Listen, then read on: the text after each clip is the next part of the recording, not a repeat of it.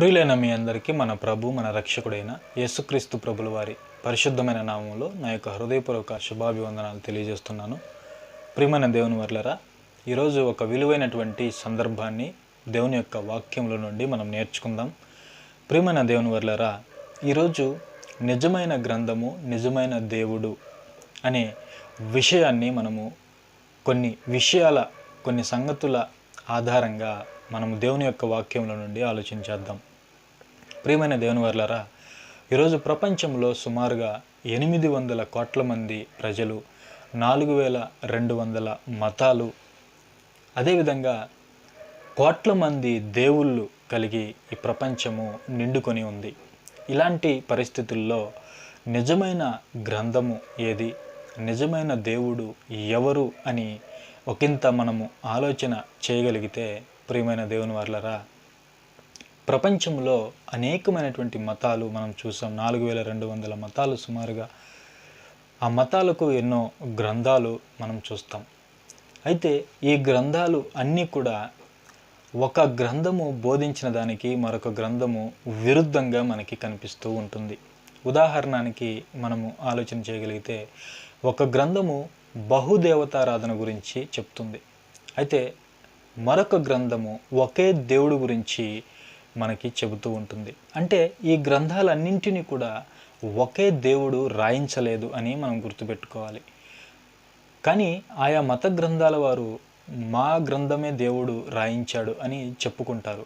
అయితే ఇందులో వాస్తవం లేదు. ఎందుకంటే ఒకే దేవుడు రాయిస్తే ఆ గ్రంథాలన్నీ కూడా వ్యత్యాసాలు తారతమ్యాలు అనేవి లేకుండా ఉండాలి. కానీ ఇక్కడ మనం చూస్తే ఒక గ్రంథము మరొక గ్రంథానికి మధ్య, ఆ బోధనల మధ్య మనం చూస్తే ఎంతో వ్యత్యాసము, విరోధము అనేది మనకి కనిపిస్తూ ఉంటుంది. కారణం ఏంటంటే వాటి వెనకాల ఒకే దేవుడు హస్తము లేదు అని మనము గుర్తుపెట్టుకోవాలి. అయితే ఈ మతాలు ఏవైతే ఉన్నాయో వారు చేస్తున్నటువంటి పద్ధతులు, ఆచరిస్తున్నటువంటి ఆచారాలు, నమ్మకాలు ఇవన్నీ కూడా ఆ యొక్క మత గ్రంథము పైన ఆధారపడి ఉంటాయి. అయితే ఇప్పుడు మనము ప్రపంచంలో అత్యధిక మంది విశ్వసిస్తున్న, వెంబడిస్తున్న, దేవుని గ్రంథముగా నమ్ముతున్నటువంటి విశ్వాసము ఏదైనా ఉంది అంటే అది ప్రపంచంలో క్రైస్తవ్యం. ప్రపంచంలో సుమారుగా 33% మంది, ప్రపంచ ప్రజల్లో 33% మంది దేవుని వాక్యంగా బైబిల్ని నమ్ముతున్నారు, విశ్వసిస్తున్నారు. అయితే ఇది ఎంతవరకు నిజం? నిజంగా బైబిలు దేవుడే రాయించాడా? బైబిల్ వెనకాల దేవుని యొక్క హస్తము ఉన్నదా అని మనము ఆలోచన చేయగలిగితే, బైబిల్లోనికి వెళ్ళి మనం పరిశీలన చేయగలిగితే నిజంగా మనకు ఆశ్చర్యాన్ని కలిగించే అనేకమైనటువంటి విషయాలు మనకు కనిపిస్తాయి. మొట్టమొదటిగా బైబిలు అనగా పుస్తకముల సముదాయము.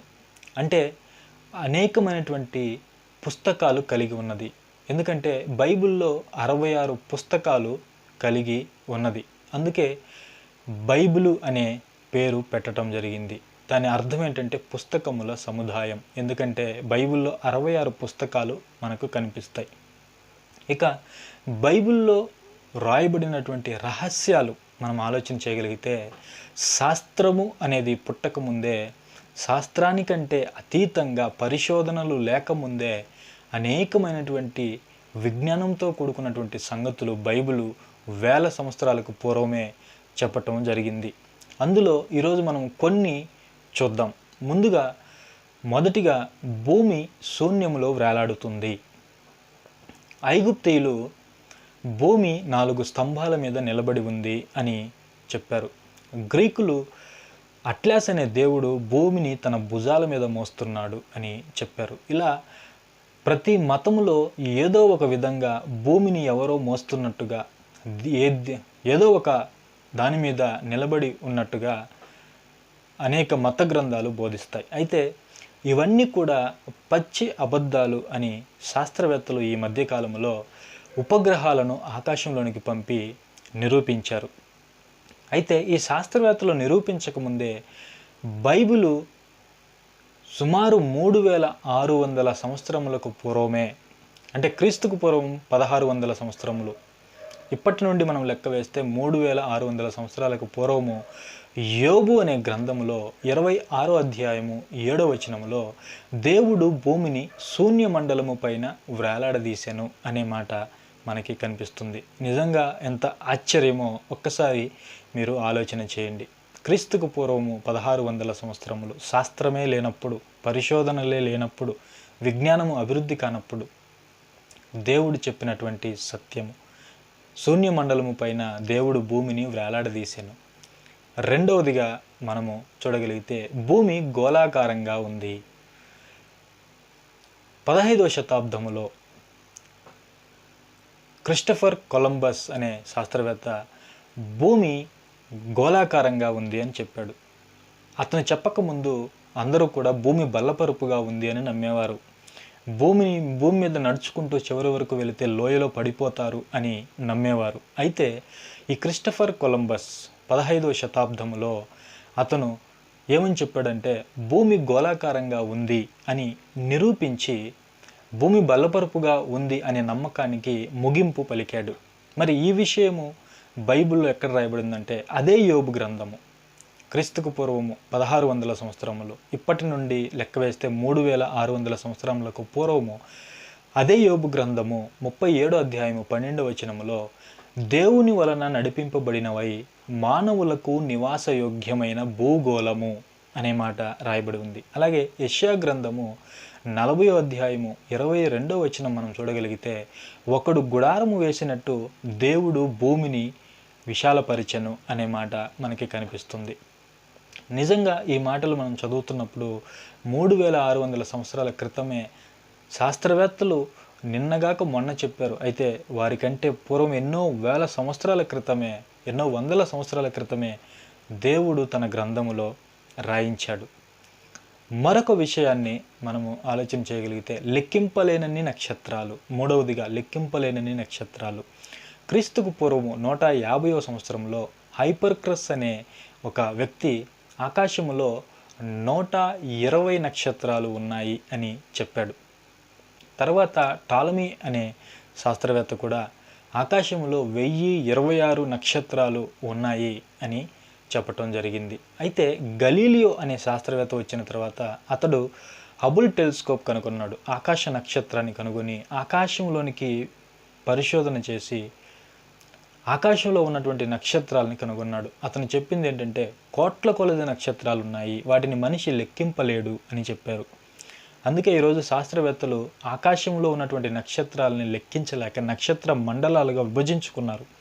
అంటే మానవుడు లెక్క పెట్టలేడు, నక్షత్రాలు అన్నీ ఉన్నాయని గలీలియో చెప్పాడు. అయితే గలీలియో అనే శాస్త్రవేత్త చెప్పకముందే దేవుడు తన వాక్యంలో ఎక్కడ ఏమైనా రాజించాడా అని ఒకసారి మనం చూడగలిగితే ఆదికాండము 17వ అధ్యాయంలో మనం చూడగలిగితే అబ్రహాముకు పిల్లలు లేనప్పుడు పిల్లల కొరకు పరితపిస్తున్నటువంటి ఆ సమయంలో, వారసుని కొరకు పరితపిస్తున్నటువంటి ఆ సమయంలో దేవుడు భరోసా ఇవ్వటానికి అబ్రహాం గారిని బయటికి తీసుకుని వచ్చి ఆకాశం వైపు తేరిచూడు అని చెప్పి నీ చేతనైతే ఆ నక్షత్రాలన్నింటినీ లెక్కించు, ఆ విధంగా నీ సంతానాన్ని నేను భూమి మీద విస్తరింపజేస్తాను, ఆ విధంగా నిన్ను ఆశీర్వదిస్తాను అని దేవుడు వాగ్దానం చేశాడు. అన్నట్టుగానే ఆయన చేశాడు. అంటే నీవు లెక్కింప శక్యమైతే లెక్కించు అని అబ్రహాముని దేవుడు అడిగాడు అంటే మనిషి లెక్కించలేడు అని మనం గుర్తుపెట్టుకోవాలి. అలాగే ఇర్మియా గ్రంథము 33వ అధ్యాయము 22వ వచనాన్ని మనము చూడగలిగితే ఆకాశ నక్షత్రములు లెక్కింప శక్యము కానట్టు, ఆకాశ నక్షత్రములు లెక్కింప శక్యము కానట్టు అని ఇర్మియా గ్రంథము 33వ అధ్యాయము 22వ వచనంలో రాయబడి ఉంది. ప్రియులరా, ఈ విషయాలన్నీ మనం చదువుతున్నప్పుడు మరి నిజంగా మనకి క్రీస్తుకు పూర్వం రాయబడినటువంటి ఈ సంగతులు మనము ఆలోచించగలిగితే నిజంగా విస్మయానికి మనం గురి కావాల్సిందే ఎవరైనా సరే. ఇక 4వదిగా మనం ఆలోచన చేయగలిగితే సముద్ర అడుగు భాగములో నీటి ఊటలు. ప్రియులరా, సముద్ర గర్భములో నీటి బుగ్గలు, భూ జలాలు మనకు తెలుసు. వర్షపు నీరు భూమి మీద పడినప్పుడు అవి లోపలికి వెళ్ళిపోయి ఇసుకలో, రాతి పొరల్లో నిల్వ ఉంటాయి. వాటిని మనము బయటికి తీసుకొని పంట పొలాలకు, త్రాగటానికి, మన నిత్యావసరాలకి ఆ నీటిని మనము ఉపయోగించుకుంటాం. అయితే సముద్ర గర్భములో నీటి బుగ్గలు, నీటి ఊటలు ఉన్నాయని మీకు తెలుసా?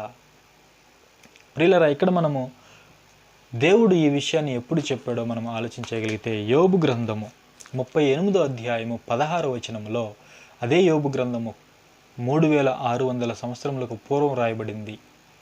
38వ అధ్యాయం 16వ వచనంలో, సముద్రపు ఊటలలోనికి నీవు చొచ్చితివా. ప్రియులారా, ఈ విషయాన్ని 1977లో, అంటే నిన్నగాక మొన్న 1977లో సముద్రపు శాస్త్రవేత్తలు పెరు అనే స్థలములో సముద్ర గర్భంలోనికి వెళ్ళి నీటి బుగ్గలు ఉన్నాయి అని కనిపెట్టారు.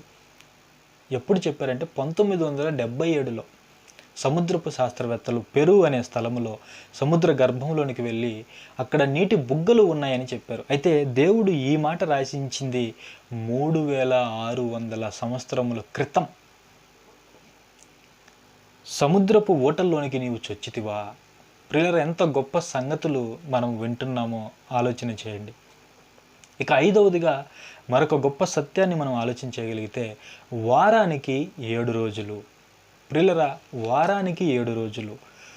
మనకు ఒక రోజు ఎలా వచ్చిందో తెలుసు. భూమి తన చుట్టూ తాను తిరగటం వలన పట్టే కాలము 24 గంటలు. దాన్ని మనము రోజు అంటున్నాం. అలాగే భూమి సూర్యుని చుట్టూ తిరగటానికి పట్టే కాలము 365 రోజులు. దాన్ని మనము ఒక సంవత్సరము అంటున్నాము. అదేవిధంగా చంద్రుడు భూమి చుట్టూ తిరగడానికి పట్టే కాలం ఏంటంటే ఎంతంటే 30 దినాలు. దాన్ని మనము నెల అంటున్నాం. వీటన్నిటికీ మనము ప్రకృతిలో చూపించి మనం చెప్తున్నాం. అయితే వారానికి 7 రోజులు అని దేన్ని బట్టి మనం చెబుతున్నాము అని మనం ఎవరినైనా అడగగలిగితే ఎవరి దగ్గర కూడా సమాధానం లేదు ప్రపంచంలో. దీనికి దేవుడే ఇస్తున్న సమాధానం, వారానికి 7 రోజులే ఎందుకు అని దేవుడు చెబుతున్న ఒక ఆశ్చర్యకరమైన సంగతిని మనం చూడగలిగితే ఆదికాండము 2వ అధ్యాయము 2వ వచనాన్ని చూడండి. ఆదికాండము 2వ అధ్యాయము 2వ వచనాన్ని మనం చూడగలిగితే, దేవుడు తాను చేసిన తన పని అంతటి నుండి పని 7వ దినములోగా సంపూర్తి చేసి తాను చేసిన తన పని అంతటి నుండి 7వ దినమున విశ్రమించను. కాబట్టి దేవుడు ఆ 7వ దినమును ఆశీర్వదించి పరిశుద్ధపరచెను.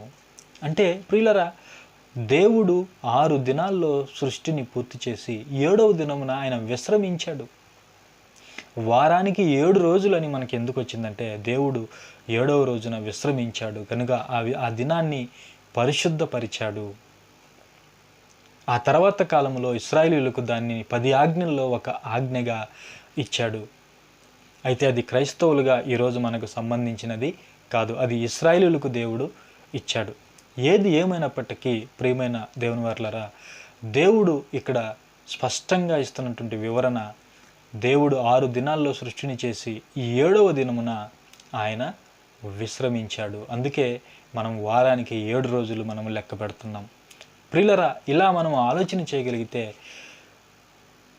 3600 సంవత్సరములకు పూర్వమే సముద్రము గురించి, భూమి గురించి, ఆకాశం గురించి, నక్షత్రాల గురించి, దినాల గురించి దేవుడు రాయించి ఇప్పటికీ ప్రపంచ ప్రజలలో అనేకులను ఆశ్చర్యపరుస్తున్నాడు అంటే ఎంత గొప్ప సంగతో ఒక్కసారి మీరు ఆలోచన చేయండి. ఇలా మనం ఆలోచించుకుంటూ పోతే అనేకమైనటువంటి రహస్యాలు బైబిల్ నిండా మనకి కనిపిస్తాయి. శాస్త్రవేత్తలకు తెలియని మహాజ్ఞానము, ప్రపంచంలో అనేకులకు తెలియని మహాజ్ఞానాన్ని, అద్భుతమైన ఆశ్చర్యానికి గురి చేసే సంగతులు ఎన్నో రాయించాడు దేవుడు. అలాగే వేల కొలది చారిత్రక సంఘటనలు, అనేకమైనటువంటి సంఘటనలు దేవుని యొక్క వాక్యంలో మనం చూస్తాం. వీటి ద్వారా మనకు ఏది నిజమైనటువంటి దైవ గ్రంథమో, ఎవరు నిజమైనటువంటి దేవుడో మనకు అర్థమవుతుంది.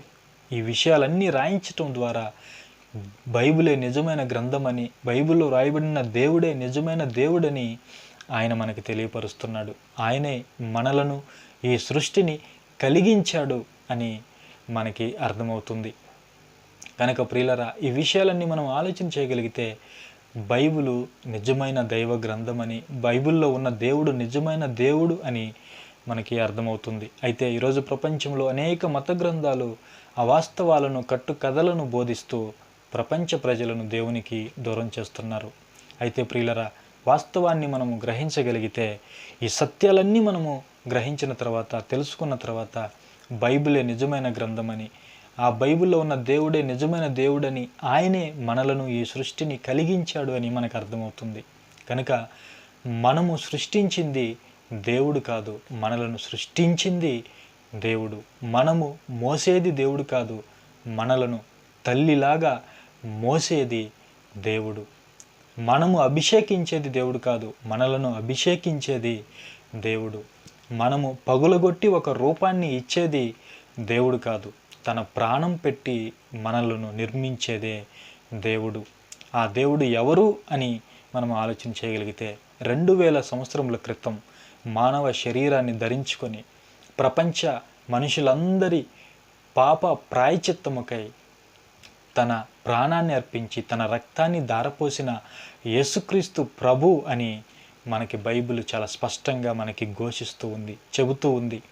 కనుక ప్రియులరా, ఈ సత్యాలన్నింటినీ మీరు గ్రహించి బైబిలే నిజమైన దైవ గ్రంథమని, ఆ బైబిల్లో ఉన్న దేవుడే నిజమైనటువంటి దేవుడని మీరు గుర్తెరిగి మరి ఆ దేవుని కోసము మనమందరము కూడా నిలబడాలని, ఆ క్రీస్తు కొరకు మనము నిలబడి ఆయన యొక్క సువార్తను ఈ లోకానికి ప్రకటించి అనేకులను దేవునికి దగ్గర చేయాలని నా హృదయపూర్వకంగా కోరుకుంటూ ఈ నా చిన్న ఆత్మీయ సందేశాన్ని నేను ముగిస్తున్నాను.